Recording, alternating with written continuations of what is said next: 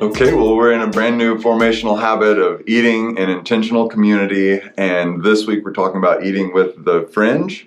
And what we're saying is the bottom line is that if we're going to eat like Jesus, that means bringing the outsiders in. Right. As in all of these formational habits, they flow out of what we see in Jesus' own life and example. And in fact, Jesus was accused of being a glutton and a drunkard during his ministry, and specifically was often found eating with people that were sinners, who were marginalized, who were on the fringes of that culture, certainly the religious culture of his day. And so it's kind of interesting. We talk about this in our morning teaching, how one of the Son of Man statements, there's 3 of them in Scripture, and one of them was that the Son of Man came eating and drinking.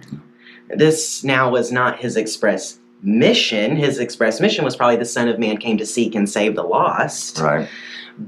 But it's worth noting that maybe the eating and drinking was a method that he used to carry out that mission. Yep. Yeah, he spent a lot of time around those lost folks, even around a table, whether it's hey, Zacchaeus, I'm coming over to your house today, like inviting himself over for dinner, But it seemed a lot of ministry of Jesus seemed to happen around those tables, and it was a lot of the criticism he got.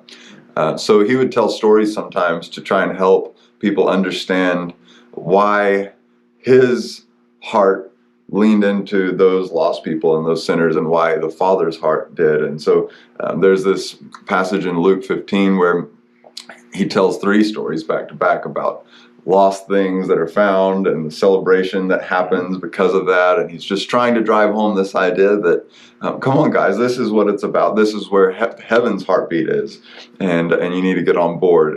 And the most famous one of those stories is the last one that he tells in that chapter, and it's we call it the prodigal son. But it's really about 2 sons, right? A father and 2 sons.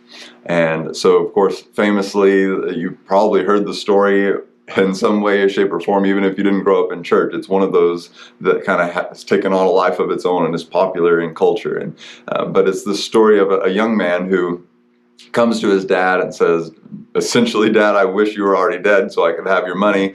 Why don't you go ahead and give me my inheritance now? And we're thinking, like, how rude, even in our culture, but especially in that patriarchal culture, been unheard of, and even more unheard of that the father actually did this. Like, he had to sell off some of his property so he could give his son his portion of the inheritance, and the son took that and went off and wasted it with a lot of feasting and drinking, and the glutton and drunkard title really would fit him until he ran out of money. And he spent it all on lavish living, and then ended up in the dumps. He ended up, saying he wished he could eat what the pigs were eating, which wasn't good stuff, I don't think. I'm not thinking that was good. And so famously, he comes back and he's like, why wouldn't I just go and ask to be a servant in my dad's house? Because in his house, even the servants eat better than this. And so he goes back to humbly ask to just have a place in the servants' quarters. And I think what made this story so famous and popular is the father's response of, he's looking, right? And he sees the son coming from a distance and runs out to meet him and puts his arms around him and embraces him as a son. Right. Welcomes him back, throws a feast, a big party. The part that maybe is less talked about or less noticed in all that is this other brother. Right. Yeah. It kind of ends with this haunting aspect to the story, because all along there's been an older brother who's been kind of watching from afar, so to speak. He prides himself on having followed all of the rules, on honoring his father and staying on the family estate and carrying out the family duties, and probably, viewing himself much more righteous and worthy than this younger brother faithful, who went off to far country, right? And so when the younger brother returns and the father throws this lavish feast to welcome not a servant but a son, the older brother is filled with jealousy and anger and resentment. All of this comes up to the surface, and he hangs outside. He will not come in and join the party. And the father comes out to meet the older brother and asks him, why don't you come in and join the party? My son who was lost is found. He was dead and he's alive again. Like, come and celebrate and feast with us. And the older brother doesn't want to have any part of it.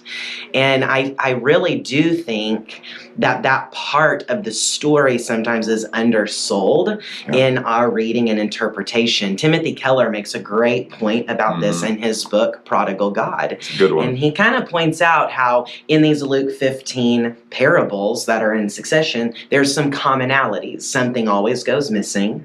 Someone goes on an all-out search to find it. And when it's found, there's a great celebration, right? And rejoicing. And so in all of these stories, those threads weave through until you get to this last one. And there's a stark contrast. There's some things that are still the same. Something of value goes missing. And there is a great celebration when it is found. The difference is no one goes on the all-out search for the younger brother. He has to come to his senses on his own. He has to come home. Yes, the father's waiting for him. And so Timothy Keller poses this idea that in that particular culture, it would have been the elder brother's role to go on the all-out search, to honor the father, to please the father. Seeing the broken heart of the father, that should have become his express mission, was to go into far country and go after the younger brother and bring him home and have the feast, right? He didn't want any part of it. He excluded himself from that beautiful moment, from that kind of family reconciliation, from the mission in the heart of the Father. And so that's where this begins to parallel with us today, right? Yeah. And we could say that, I guess, Jesus was living as the good elder brother, right? The perfect elder brother, whom the Father did send forth. With that mission to seek and save the lost. And invite us into this banquet, this feast. Invite us back to the Father's table. So we see not as servants, but as children. And we see in Jesus someone who is quick to celebrate with people who repented. And no matter what background they came from, no matter how society viewed them, no matter whether they were rich or poor, it made no difference to him. If they were lost and found, then he was ready to celebrate with them. And I wonder if we have that same heart, that's quick to seek out those who are maybe far from God. Maybe their life is a disaster. Maybe they're living in a life that's in a pigsty, like maybe it really is unpleasant to be around them. Right.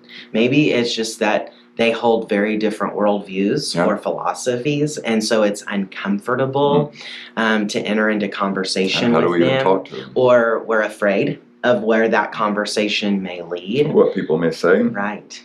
But all of these were realities that would have been true of Jesus himself. And he was criticized even for who he ate with, and he did have hard conversations, and he was able to kind of dialogue with people who had very different perspectives and worldviews than him. And I think that maybe that's where this habit is worth really recovering in our culture, where we find more and more people skeptical of Christianity, of certainly organized religion or institutions, coming back to the table and inviting the fringe to our tables and sitting with them around tables is something that seems to perhaps be a method, again, of being evangelists, of being hospitable, of being Jesus in this world. So one thing that comes to mind with this, to me, is that one of the questions people might ask, especially if they grew up in the church and have been in the church all their life, is like, where do I meet these people? And it's worth noting that we have people in our church whom society would call the fringe. And so look around, and there's a whole ministry of this church called Celebrate Recovery, where people from our community come on Thursday night who are trying to find freedom from all kinds of issues that they face. People from our church attend that already as well. And I think in some sense, a lot of those folks have caught the heart of Jesus Right. for those folks. Right. And so there's built-in opportunities right here, as well as people you may meet and know outside of these walls.